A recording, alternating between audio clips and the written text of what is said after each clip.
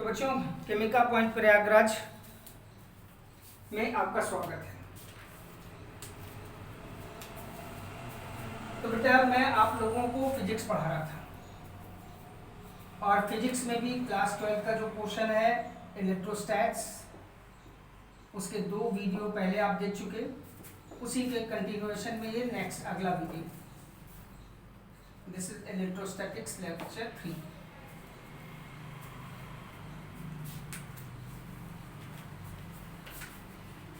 तो हम इसमें अब बात करने जा रहे हैं force between two charges.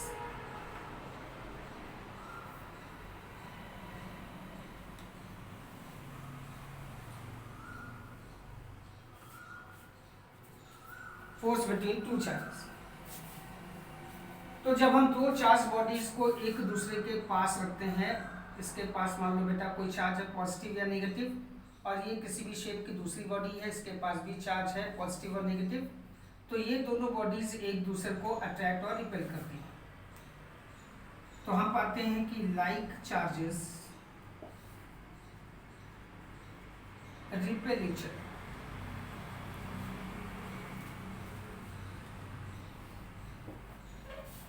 and unlike charges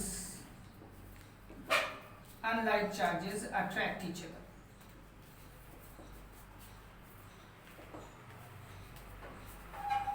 कि भाई ये बॉडी है, इसके पास पॉजिटिव चार्ज है, और ये दूसरी बॉडी है, इसके पास भी पॉजिटिव चार्ज है, तो ये एक दूसरे को रिपेल करेंगे। सिमिलरली एक नेगेटिवली चार्ज बॉडी दूसरी नेगेटिवली चार्ज बॉडी को रिपेल करेगी। But unlike charges, if one body is positively charged and other is negatively charged, तो ये दोनों एक दूसरे को अट्रैक्ट करेंगे।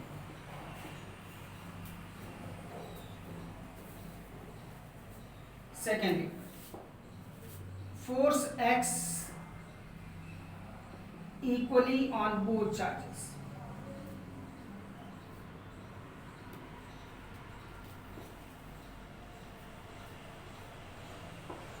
फोर्स दोनों चार्जेस पर बराबर बराबर काम करता है।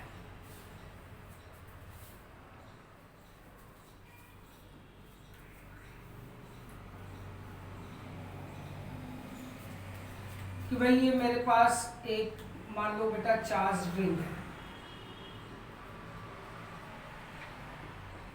और इसके परपेंडिकुलर बाइसेक्टर पर यानी एक्सिस पर मैंने एक रॉड रख दी है, ये भी पॉजिटिवली या नेगेटिवली चार्ज। तो ये दोनों भी एक दूसरे को रिपेल या अट्रैक्ट करेंगे। यहाँ दोनों के चार्ज में पॉजिटिव आए तो दोनों एक दूसरे को रिपेल करेंगे। पर जितना फोर्स हमारी रॉड पर लगेगा उतना ही फोर्स हमारी इस रिंग पर लगेगा, इक्वल और अपोजिट होंगे। Force x equally on the both charges but in opposite direction.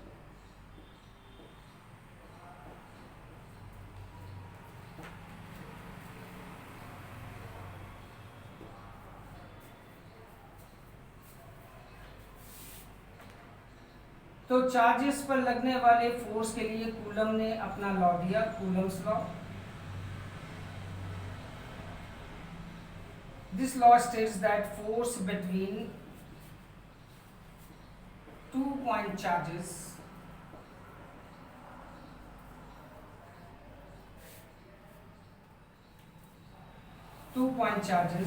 is directly proportional to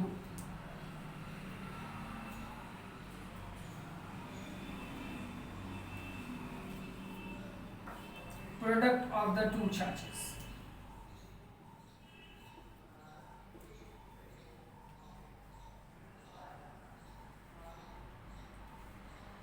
and is inversely proportional to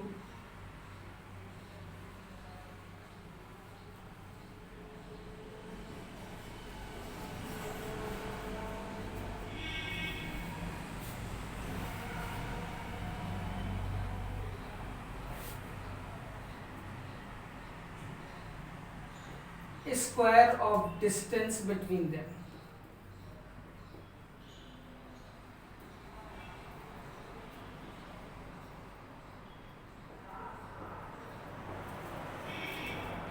this is Coulomb's law. दो पॉइंट चार्जेस का मतलब हमारा है बेटा ऐसी बॉडीज लेना है जिनका साइज, ऐसी चार्ज बॉडीज लेना है जिनका साइज एक पॉइंट जैसा साइज हो, बिल्कुल छोटे साइज की बॉडीज हो। चार्ज छोटा हो ये नहीं कह रहा हूँ मैं, चार्ज बड़ा भी हो सकता है, पर बॉडीज का साइज जो है एक पॉइंट जैसा हो, बहुत छोटा सा हो। तब के लिए कूलम ने अपना लॉ दिया कि बेटा अगर ये Q1 और Q2 दो चार्जेस हैं, अगर दोनों पॉजिटिव हुए तो रिपेल करेंगे, दोनों नेगेटिव हैं तो एक दूसरे को रिपेल करेंगे, और एक पॉजिटिव और एक नेगेटिव है तो अट्रैक्ट करेंगे।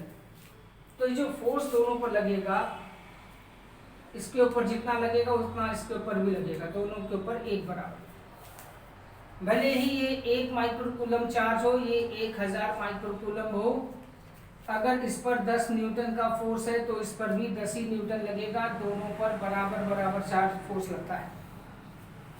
ऐसा नहीं कि छोटे चार्ज पे कम फोर्स लगेगा और बड़े चार्ज पे ज़्यादा लगेगा, फोर्स दोनों पर एक बराबर लगता है। सपोज मान लो बेटा इन दोनों चार्ज के बीच की डिस्टेंस r है, तो कूलम कहते हैं कि this force is proportional to product of Q1 Q2, यानी Q1 या Q2 में से कोई भी चार्ज बढ़ा दोगे आप, उस Q1 की वैल्यू बढ़ाओगे, यानी इस पर ज़्यादा चार्ज रखोगे और बढ़ा दोगे, इस पर भी बढ़ा देते हो तो Q1 डबल करोगे तो F डबल हो जाएगा, Q2 डबल करोगे तो F डबल हो जाएगा। दो में से कोई भी चार्ज बढ़ाओगे तो फोर्स बढ़ जाएगा। और this force is inversely proportional to square of the distance, distance बढ़ाओगे तो फोर्स डिक्रीज कर जाएगा। जैसे जैसे चार्जेस के बीच की डिस्टेंस बढ़ेगी फोर्स कम होने लगेगा। तो this force is therefore proportional to product of Q1 Q2 upon r square, और F is equal to a constant है, तो यहाँ कांस्टेंट को लिखते हैं 1/4 pi epsilon naught Q1 Q2 by r square. ये प्रोपोर्शनलिटी कांस्टेंट है यहाँ पर।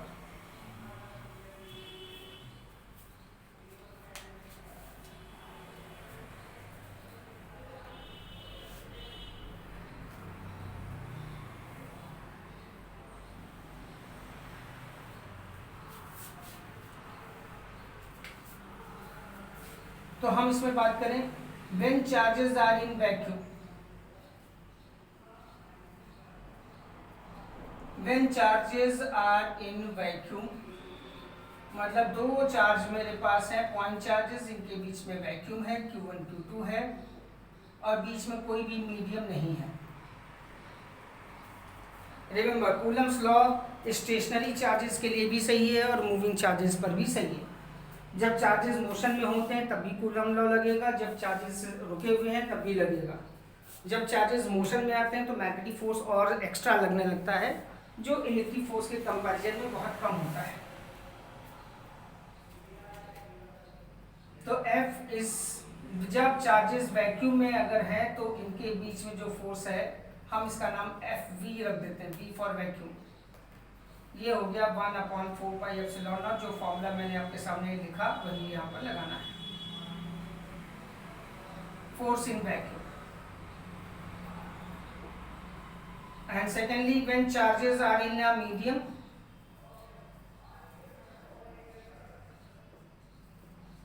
और अगर हम अपने दोनों चार्जेस को किसी माध्यम में रख दें, मीडियम में रख दें भाई, जैसे ये एक मेटल का टुकड़ा हो गया, उसके अंदर दो चार्ज डाल दें, या रबर का है, या फिर यहाँ कोई गैस है या कोई लिक्विड है, कुछ भी हो सकता है। यहाँ Q1 चार्ज है और ये Q2 चार्ज है, और इन दोनों के बीच में मीडियम प्रेजेंट है। हवा भी हो सकती है, पानी भी हो सकता है, कोई धातु भी हो सकती है, हवा भी हो सकता है, पानी भी हो सकता है, कोई मेटल भी हो सकता है, रबर भी हो सकता है, कुछ भी है। तब इन दोनों चार्जेस पर लगने वाला जो फोर्स है वो पहले के कंपैरिजन में कम होता है, मतलब वैक्यूम में ज़्यादा फोर्स होता है और मीडियम में कम जाता है। When charges are in medium force on them decreases, तो उन पर लगने वाला फोर्स कम हो जाता है। फिर सवाल ये होता है कि आखिर क्यों कम हो जाता है, तो इसका एक्सप्लेनेशन होता है।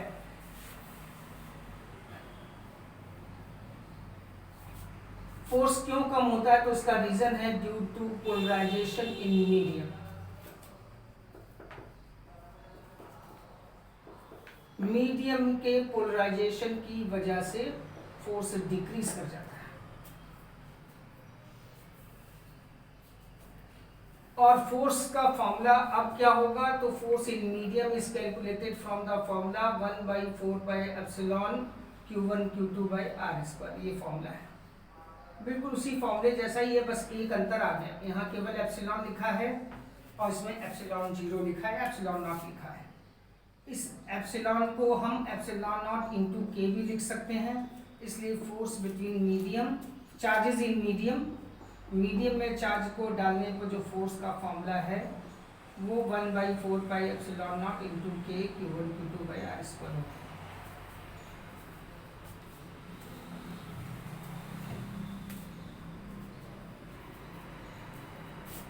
यानी force between charges in medium को कंपेयर किया जाए वैक्यूम वाले से, तो इसमें 1/4 epsilon naught Q1 Q2 by r² और जबकि इसमें k का टर्म ज़्यादा है, तो इसका मतलब ये हो गया force between charges in vacuum divided bye k।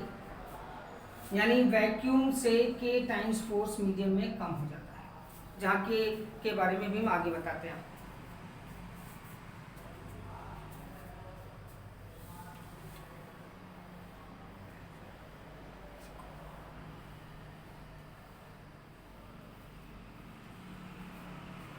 रफली कहा जाए तो इसको ऐसे समझते हैं, जैसे बेटा ये मान लो Q1 चार्ज है और ये दूसरा Q2 चार्ज है और डिस्टेंस r है, तो फोर्स होना चाहिए था 1/4 epsilon naught Q1 Q2 by r²। पर अगर ये मीडियम के अंदर प्रेजेंट है तो बेटा यहाँ पर जैसे ही चार्ज रखोगे तो मीडियम, जैसे मान लो बेटा पानी है, यहाँ पर वाटर है, तो वाटर के मॉलिक्यूल इसके अट्रैक्शन से वाटर के इलेक्ट्रॉन्स भाग आएंगे इधर और न्यूक्लियस इधर चला जाएगा। वाटर का मॉलिक्यूल जो है, वाटर का ये मॉलिक्यूल है, तो वाटर के मॉलिक्यूल में जो मतलब न्यूक्लियस जो पॉजिटिवली चार्ज है वो इससे रिपेल होंगे और ऑर्बिटल इलेक्ट्रॉन इसकी तरफ अट्रैक्ट होंगे, तो वाटर के मॉलिक्यूल्स यहाँ पर ऐसे इकट्ठे होने लगेंगे एक तरफ, मतलब पॉजिटिव चार्ज की तरफ नेगेटिव और पॉजिटिव इधर, इस तरह से सारे मॉलिक्यूल के साथ ऐसा ही होने लगेगा। इसी को कहते हैं पोलराइजेशन हो जाना। तो इसका मतलब सारे पॉजिटिव चार्जेस को नेगेटिव चार्जेस ने घेर लिया, यानी इफेक्टिव चार्ज अगर आप यहाँ देखोगे तो आप पहले से कुछ कम हो गया। Q1 था लेकिन उसको चारों तरफ से मॉलिक्यूल ने घेर लिया, जिनका नेगेटिव चार्ज भी यहाँ प्रेजेंट है, तो इफेक्टिव जो यहाँ पर चार्ज बचा वो Q1 से कम हो। इसी तरह से यहाँ पर देखोगे तो यहाँ पर जो वाटर के मॉलिक्यूल्स इकट्ठे होंगे उनका नेगेटिव इधर, पॉजिटिव इधर, नेगेटिव इधर, पॉजिटिव इधर, ऐसे ही चारों तरफ से मीडियम के मॉलिक्यूल्स इकट्ठे हो जाएंगे और ये चार्जेस की क्वांटिटी को कम कर देते हैं। चार्जेस कम हो गए इसलिए फोर्स उनके बीच में कम हो जाता है, इसे कहते हैं पोलराइजेशन हो जाना। इसके बारे में हम लोग आगे डिटेल में पढ़ेंगे।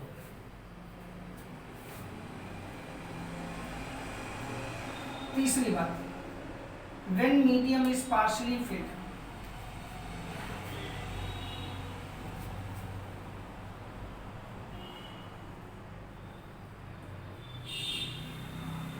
कि भाई ये Q1 चार्ज है और ये Q2 चार्ज है, डिस्टेंस इनके बीच में r है और बीच में इतनी जगह तक कोई मीडियम भरा हुआ है, ये मीडियम हो गया और इस मीडियम की थिकनेस यहाँ से यहाँ तक मोटाई t है और दोनों चार्ज के बीच का डिस्टेंस r है। अगर पूरी तरह से मीडियम पूरी तरह से नहीं भरा है तब फोर्स का फॉर्मूला क्या होगा? तब कहते हैं कि दोनों चार्जेस पर लगने वाला force 1/4 pi epsilon naught Q1 Q2 upon r minus T plus T under root के होल स्क्वायर के बराबर होगा। ये भी हम आपको डिराइव करके दिखाएंगे, देखो ये कैसे आता है, अभी आगे समझाएंगे। ये 3 केसेस बनते हैं कि मीडियम को, चार्जेस को एक बार वैक्यूम में समझो, एक बार पूरी तरह से मीडियम में होता और मीडियम अगर पार्शियली फील्ड होता। 3 केस हो गए। अब यहाँ पर हमारे पास इंपॉर्टेंट पार्ट्स क्या बचते हैं? कि भाई ये 1/4 पाई एप्सिलॉन नॉट जिसकी हम बात कर रहे हैं ये एक कांस्टेंट है, और इस 1/4 पाई एप्सिलॉन नॉट की वैल्यू 9 × 10⁹ न्यूटन मीटर स्क्वायर पर कूलम स्क्वायर होती है।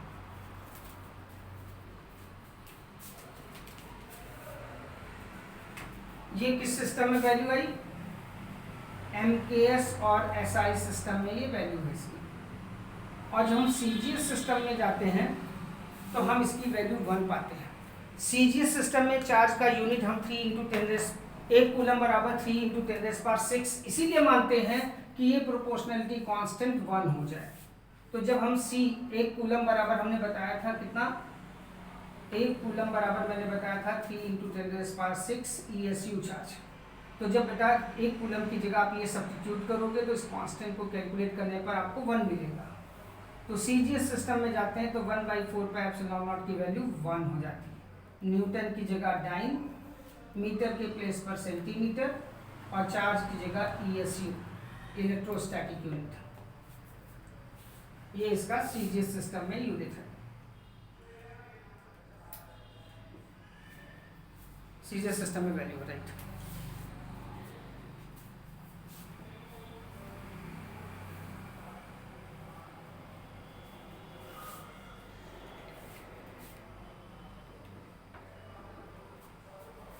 दूसरी बात, यहाँ पर मैंने टर्म लिखा एप्सिलॉन नॉट, इसे बोलते हैं permittivity of vacuum.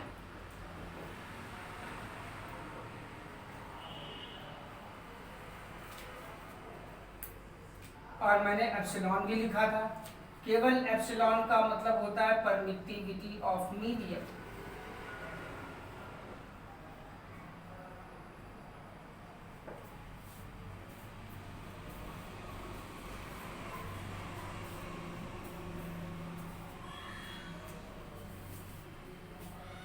For all medium, जितने भी हमारे पास मीडियम हैं, for all medium permittivity is more than that of the vacuum. सभी मीडियम की परमिटिविटी वैक्यूम की परमिटिविटी से ज्यादा होती है। अब ये परमिटिविटी है क्या चीज? तो परमिटिविटी से हम आपको 2 चीजें समझा सकते हैं। एक, इसको कहते हैं it measures conductance of a medium.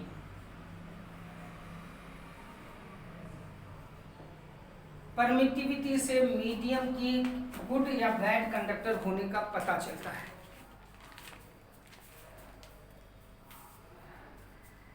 दूसरा, परमिटिविटी वर्ड बना है परमिशन से, सही मतलब तो इसका निकलता है permission of medium.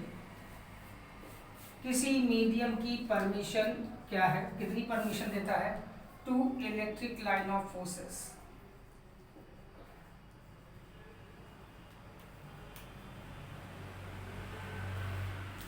To pass through it.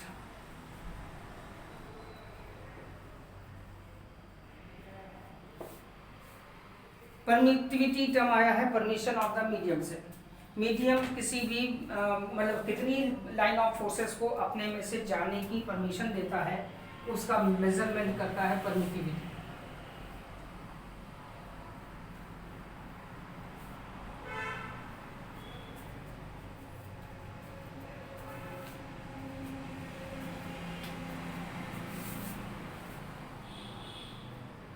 For good conductors, जितने अच्छे कंडक्टर होते हैं, for good conductors permittivity is high, उनकी परमिटिविटी, उनके लिए एप्सिलॉन की वैल्यू ज्यादा होती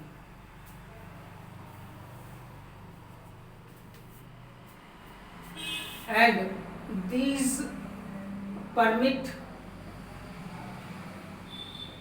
लेस लाइन्स ऑफ फोर्सेस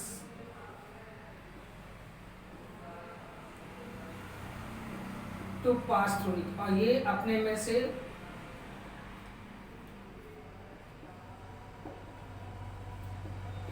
तो जो बच्चे क्लास 12th में इस बार आए हैं उनको भी लाइन ऑफ फोर्सेस नहीं पता है। लाइन ऑफ फोर्सेस जैसे मैग्नेटिक फील्ड में आप देखते हो एक मैग्नेट के चारों तरफ ऐसे ऐसे कर्व बनाते हैं हम लोग, उन्हें मैग्नेटिक लाइन ऑफ फोर्स बोलते हैं कि भाई ये मैग्नेट हमारे पास है, इधर नॉर्थ पोल है, इधर साउथ पोल है, लाइन ऑफ फोर्स बनाते हैं नॉर्थ से साउथ, ऐसे ऐसे डिजाइन करते हैं ना। ऐसी ही लाइन ऑफ फोर्सेस का कंसेप्ट इलेक्ट्रिसिटी में भी है। तो ये परमिटिविटी ये बताती है कि कोई मीडियम इन बनने वाली लाइन ऑफ फोर्सेस को चार्जेस की जो लाइन ऑफ फोर्सेस होती हैं उनको अपने में से जाने देगा या नहीं जाने देगा। तो जो गुड कंडक्टर होते हैं वो अपने में से बहुत कम लाइन ऑफ फोर्सेस को जाने देते हैं और बैड कंडक्टर आसानी से जाने देते हैं। फॉर मेटल, अगर हम मेटल जो सबसे अच्छे कंडक्टर होते हैं उनकी परमिटिविटी चेक करें तो वो हमको मिलती है इनफाइनाइट।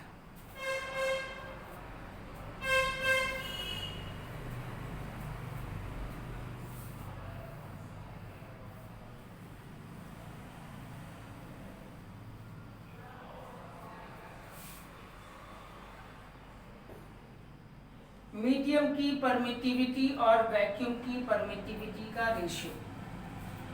किसी मीडियम की परमिटिविटी वैक्यूम की परमिटिविटी से कितने टाइम्स ज़्यादा या कम है। तो इस रेशियो को किसी मीडियम की परमिटिविटी वैक्यूम से कितने गुना है, कितने टाइम्स ज़्यादा है, उसे बोलते हैं एप्सिलॉन आर या फिर के से रिप्रेजेंट करते हैं। तो इस एप्सिलॉन आर या फिर के का नाम होता है, इसे बोलते हैं रिलेटिव परमिटिविटी। रिलेटिव परमिटिविटी, और इसका दूसरा नाम भी है जो ज़्यादा पॉपुलर है, dielectric constant of the medium.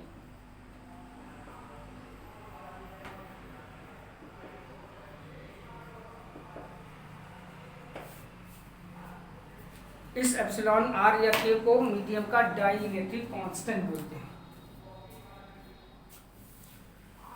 तो बेटा जो भी मीडियम हमारे पास है, गुड कंडक्टर या बैड कंडक्टर, जो इस तरह की इलेक्ट्रिक प्रॉपर्टी शो करती हैं, जिनके बीच में चार्जेस को रखने पर फोर्स पाया जाता है, अट्रैक्शन रिपल्शन है, जिनके अंदर कुछ थोड़े बहुत फ्री इलेक्ट्रॉन प्रेजेंट हैं, वो सब के सब डाइलेक्ट्रिक मीडियम कहलाए जाते हैं। डाइलेक्ट्रिक मीडियम कहने का मतलब होता है गुड कंडक्टर, बैड कंडक्टर और सब आ जाएंगे इसमें।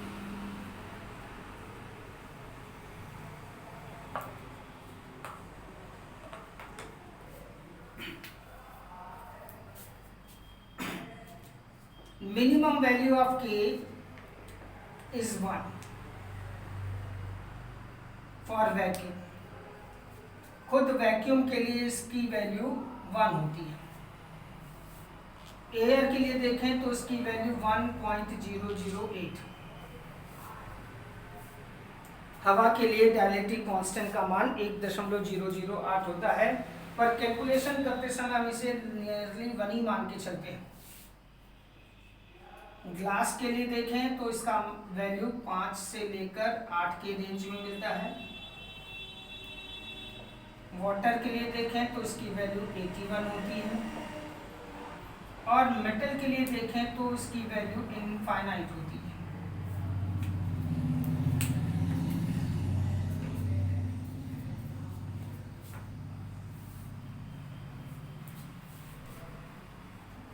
Right?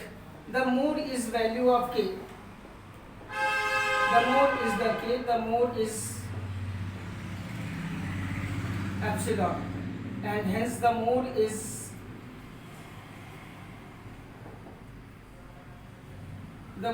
conductance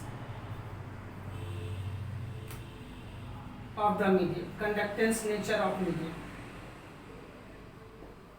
conducting nature of the medium, right? यानी जिस मीडियम का डाइलेक्ट्रिक कांस्टेंट होता है ज़्यादा है तो उसका मतलब वो गुड कंडक्टर आता है, और जिसका कम है वो बैड कंडक्टर में आता है। तो मैंने अभी तुमको बताया था कि force between charges in medium is equal to force between charges in vacuum divided by K. तो इसका मतलब डाइलेक्ट्रिक कांस्टेंट की एक डिफिनीशन हम यहाँ से भी दे सकते हैं। Dielectric constant is also equal to ratio of force between charges in vacuum divided by force between charges in medium. जैसे वाटर का डायलेक्ट्रिक कांस्टेंट 81 है, इसका मतलब अगर दो चार्जेस, मेरे पास दो चार्जेस हैं Q1 Q2 और दोनों वैक्यूम में पड़े हुए हैं, जब वैक्यूम में है तो फोर्स F लग रहा है, और अगर इनको मैंने वाटर के अंदर डाल दिया, दोनों चार्जेस वाटर में पड़े हुए हैं, वाटर के अंदर हैं, तो हम पाएंगे कि इनके बीच में लगने वाला फोर्स 81 गुना कम हो जाता है, जितना डायलेक्ट्रिक कांस्टेंट है उतने टाइम्स कम हो जाता है।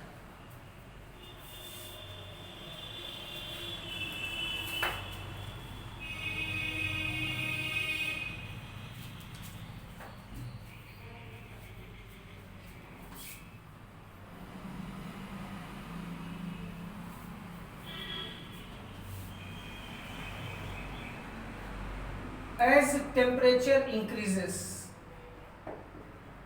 जैसे जैसे टेम्परेचर इंक्रीज होता है, वैल्यू ऑफ एप्सिलॉन एंड के यूजुअली इंक्रीज।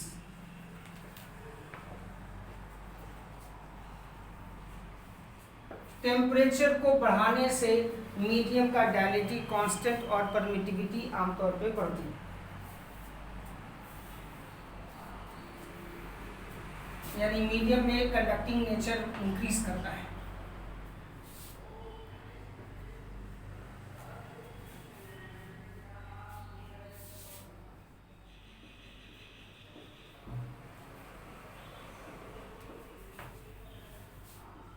फिर हम कहते हैं repulsion is shortest. Repulsion is shortest, इसका मतलब है इफ टू बॉडीज, अगर दो bodies, if two bodies repel each other, then it means bodies have same kind of charge.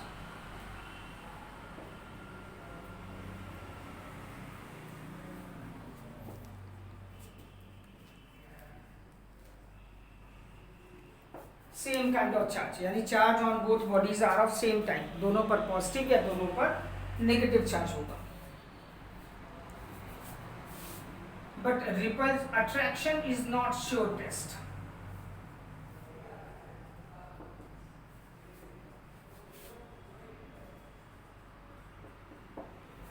Attraction shortest नहीं होता। If two bodies attract, अगर दो bodies एक दूसरे को अट्रैक्ट कर रही हैं, तो एक केस हो सकता है charges on them are opposite.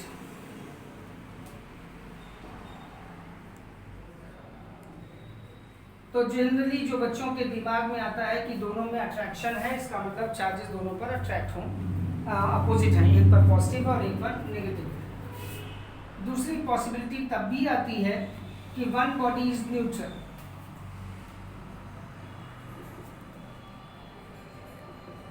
And other is charged, कि उनमें से एक बॉडी न्यूट्रल है और दूसरी चार्ज्ड है। ऐसा तब भी होता है, एक न्यूट्रल बॉडी को न्यूट्रल बॉडी और चार्ज बॉडी अगर एक दूसरे के पास आ जाए तो उनके बीच में अट्रैक्शन होता है। और तीसरा पॉसिबिलिटी भी है, charges on them are of same kind, ठीक, and at least one body is big in size.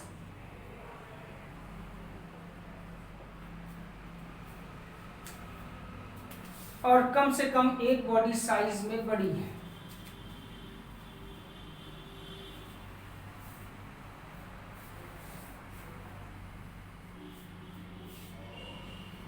For example, जैसे मान लो बेटा ये एक पॉजिटिवली चार्ज बॉडी है और यहां पर एक न्यूट्रल बॉडी है, इसके पास Q चार्ज प्रेजेंट है और इसके पास नहीं है।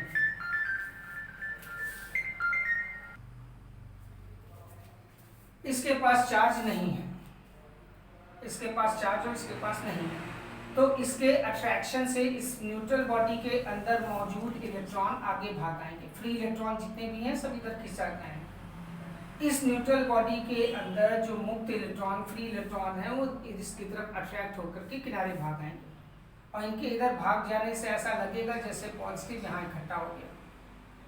तो यहाँ पर अगर माइनस क्यू चार्ज है तो यहाँ प्लस क्यू होगा, क्योंकि टोटल चार्ज न्यूट्रल बॉडी का 0 होता है।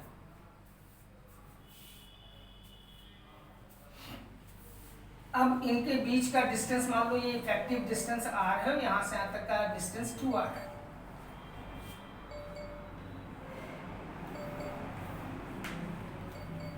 तो बेटा ये पॉजिटिव चार्ज इन नेगेटिव को अपनी तरफ अट्रैक्ट करेगा। तो मैंने देखा F1 को लिखेंगे 1/4πε0 Q/r²। और इस पॉजिटिव चार्ज का इसके ऊपर रिपल्शन चेक करें, F2 1/4πε0 Q डिस्टेंस हो गई दोनों के बीच में 2r का स्क्वायर हो गया 4r²। कौन सा फोर्स बड़ा है? इसमें r², इसमें 4r²। इसका मतलब F1 F2 से बड़ा है। F1 अगर बड़ा है और F2 छोटा है तो परिणामी फोर्स यानी रिजल्टेंट फोर्स जो है वो F1 की तरफ लगेगा, इधर होगा रिजल्टेंट फोर्स। और इधर फोर्स लगने का मतलब न्यूट्रल बॉडी इधर भागेगी। इसका मतलब ये पॉजिटिवली चार्ज बॉडी हमारी न्यूट्रल बॉडी को अट्रैक्ट करेगी। इसी तरह से नेगेटिवली चार्ज बॉडी के पास न्यूट्रल बॉडी को रखेंगे तो वो भी उसको अट्रैक्ट करेगी।